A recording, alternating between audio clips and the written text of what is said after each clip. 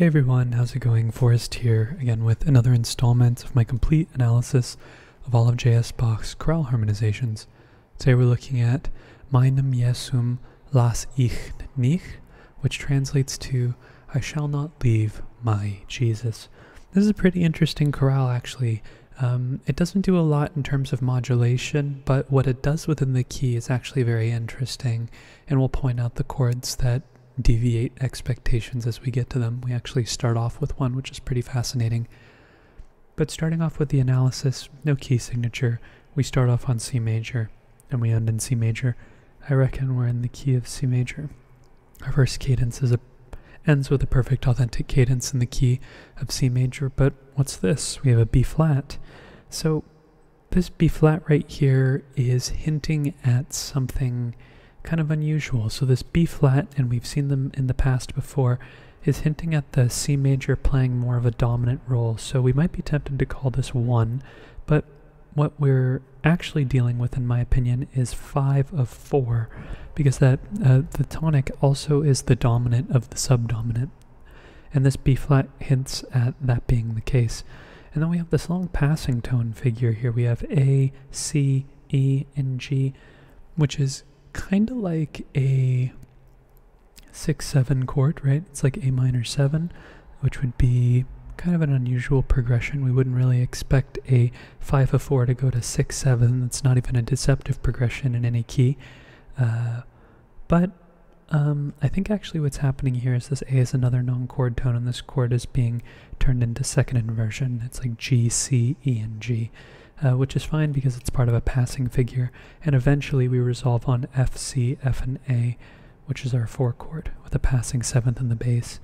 We then get D, D, F, and A, that's D minor in root position, which is our 2 chord, and in anticipation for the cadence we have G, D, F, and B, that's G7 in root position, that's 5-7, passing tone in the alto, and then we have G, G, D, and B, which is just taking the chord and turning it into root position, eliminating the 7th, and then we cadence on C major, C, G, E, and C. So pretty interesting cadence there, or sorry, pretty interesting start.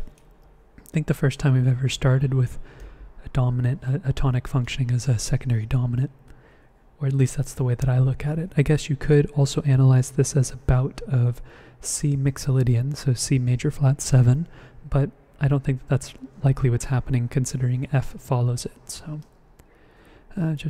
whatever you decide is the best, I'm sure. But the fact that you could identify both going on or both being possibilities is what matters most.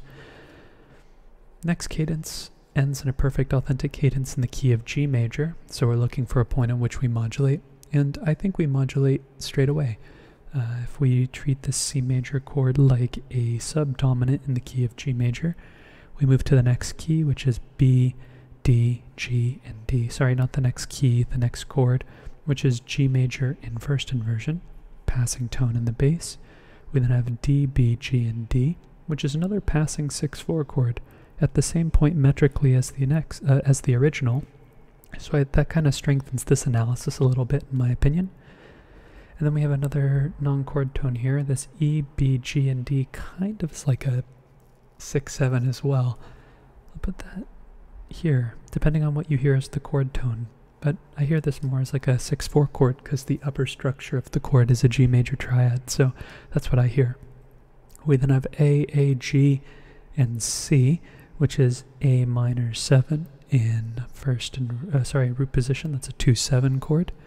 And then we get a passing tone in the bass before we get C, A, F sharp, and C. But what I think is likely the chord tone is this D right here, D, A, F sharp, and C, which is a root position 5-7 chord, because we're getting ready for the cadence anyways, or not necessarily getting ready for the cadence, but a 2-5-1 is a normative progression in tonal music, which leads to 1, right? G, G, D, and B. Tonic triad. Passing tone in the tenor. Then we get C, E, C, and A. That's A minor over C, which is a 2-6 chord.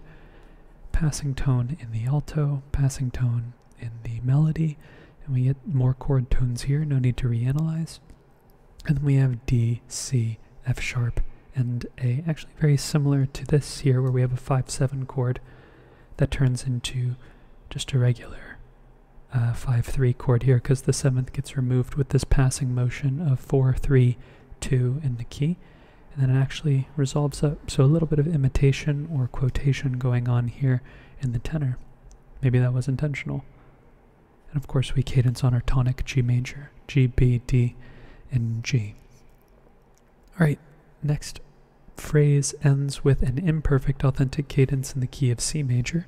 And similar to the last phrase, I think we allied with the key of C, with the next key. We can call this G major, the 5 in the key of C major. Here we have C, C, E, and G, root position C major triad, passing tones in the alto and bass before we get E, G, C, and G, which is another C major triad, just in first inversion this time.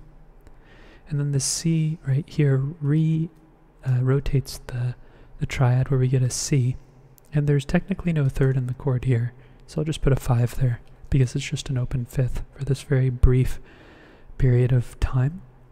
We then get F, F, C, and A, which is an F major triad in root position, that's 4, passing 7th in the bass, and then we have D, F, D, and A. We're seeing a similar progression as before, C major to F major to D minor, which is a 2 chord, passing 7th in the bass, and then we get B, G, D, and G. G major over B, that's 5-6. Passing tones in the, or non-chord tones in the bass and alto. Then we have A, C, F, and F, which is F major in first inversion, that's 4-6. Kind of an interesting progression, 5-6 to 4-6, but not unprecedented. Then we have some non-chord tones. We have B, G, D, and F. That would be a G7 chord, and this is what really makes the cadence feel imperfect authentic. It's G7 over B, which is 5-6-5, and then of course we cadence on C major, C, G, C, and E.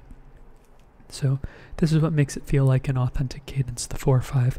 But the fact that the 5 is inverted and the 4 is inverted, and they're happening over a small unit of rhythmic or harmonic rhythm is what makes it, or what also contributes to the imperfectness of the authentic cadence, which is kind of interesting. Not to use the term imperfect to say that it's lesser in any way, just I guess kind of to continue to acknowledge the narrative that's being suggested by the title, imperfect. It's no less perfect than a perfect authentic cadence, but the textbook will tell you otherwise. So we're moving along to the actually we're not modulating at all. This is a perfect authentic cadence in the key of C. But we have an interesting progression here. We have E, G, B, and G. That's E minor in root position, passing 7th in the bass. And then we get C sharp, A, E, and G. That is A7 over C sharp, which is 5-6-5 of 2. A being the dominant of D. And 3 going to 5-6-5 of 2, which eventually goes to 2, D, A, D, and F. Is kind of like saying in the key of D minor we have a 2 chord, 2 minor, so like a harmonization of melodic minor, going to 5-6-5, which will eventually resolve to 1. But the chord here, because we go step, step, skip, the chord kind of turns into root position here, so we have a 7-5 here because we have A, E, and G. No C sharp because the bass is removed, or the 3 in the bass is removed. This is an incomplete 5-7 chord. I think those are interesting to mark on the page, even though it doesn't really contribute to the progression at all. So moving ahead, we have D minor, D, A, D, and F. That's our 2 chord, passing 7th in the bass, and then we have B, G, D, and F. That is G7 over B, 5-6-5. Seeing a commonality here, we have a 2-5-6-5 in D, and a 2-5-6-5 in C, with the exact same thing happening here. It's not a complete 7 chord, it's lacking the 3rd, before we get C, G, C, and E. However, this B flat makes a return again, so even though we would be tempted to call this 1, and on the beat it does resolve to a 1, this is really functioning as 5 of 4, similar to how we started, and that eventually goes to not 5 of 4, but D minor, F, F, A, and D. So we have a deceptive progression in the key of F. If we look at it, this is really in the key of F. We have 5 going to 6. Even though this is 5 of 4 going to 2, we've seen that progression before.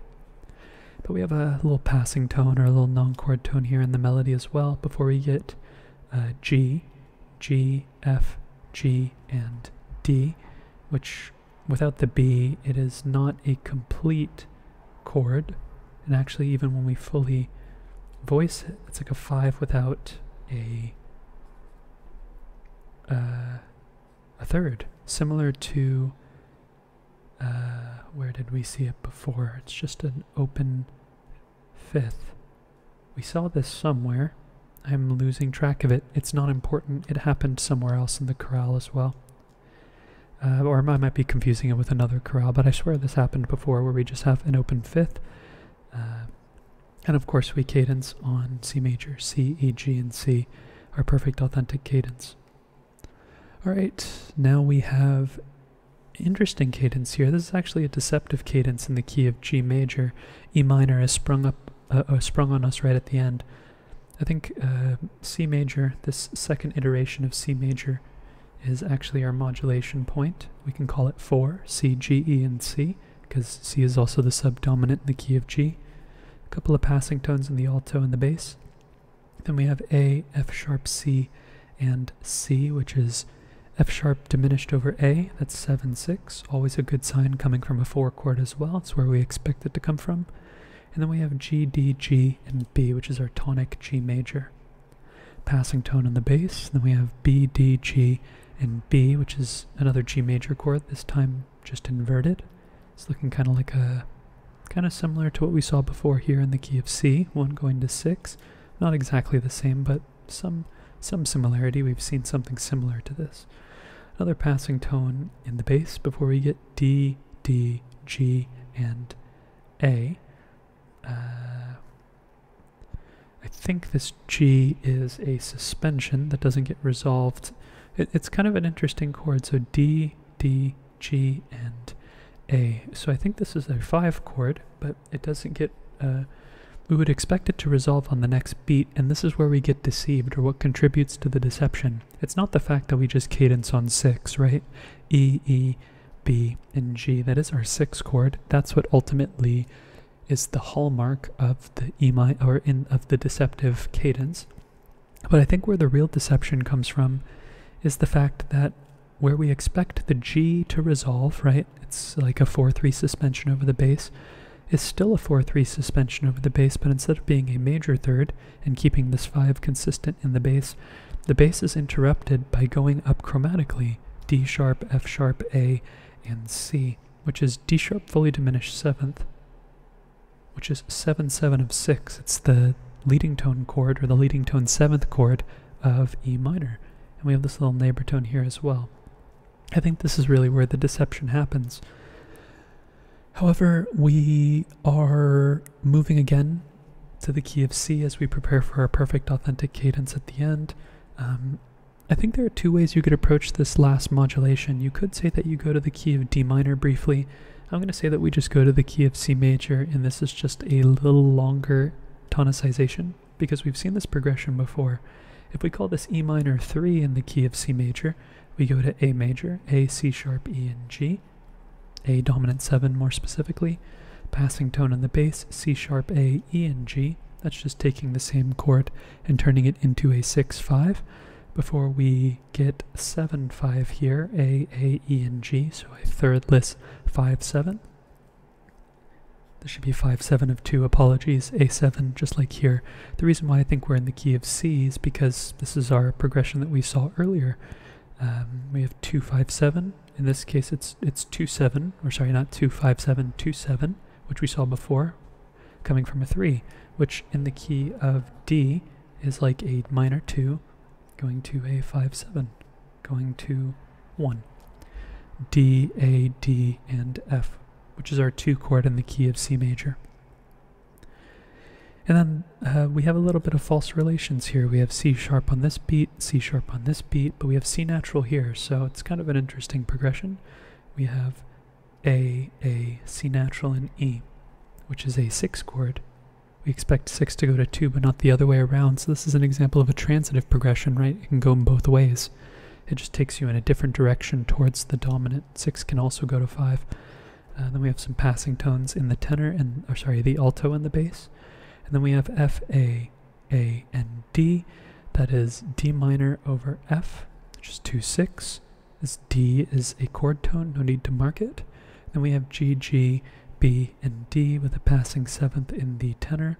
That's just a root position G major triad. 2/6, 5, C major, C, E, G, and C.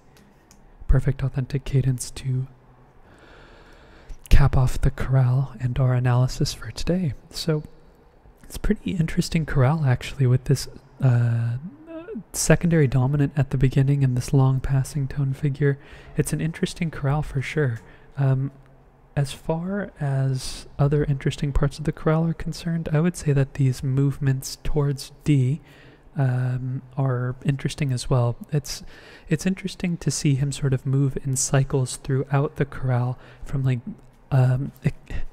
what's the best way to go about calling it? It might be like an extended tonicization, because he's going more so out of, he's not just using the dominant, he's also contextualizing it with the predominant chord, and that is really in certain contexts enough to say that a modulation has happened. But I don't, because of the motion, because of the fact that he never fully establishes the key, he never cadences in the key, he never strongly lands on the key, and it's part of like, you know, bass motion that's continuing down in eighth notes. It really just feels like the context does not necessitate analyzing it as a modulation. But regardless, that pretty much caps off the analysis for the chorale today. Thank you so much for watching the video and continuing to support the channel. It really makes me so happy that those of you who have been following me along on my journey have been enjoying the videos so far. I really enjoy making them every day, and there are tons of videos scheduled for the future. So if you're interested and you just happened upon this channel while I'm on this journey, maybe think about subscribing and hitting the notification bell if you're interested in getting updates for when I upload. I upload a video every single day. And on that note, thank you again so much for watching, and I hope you take care.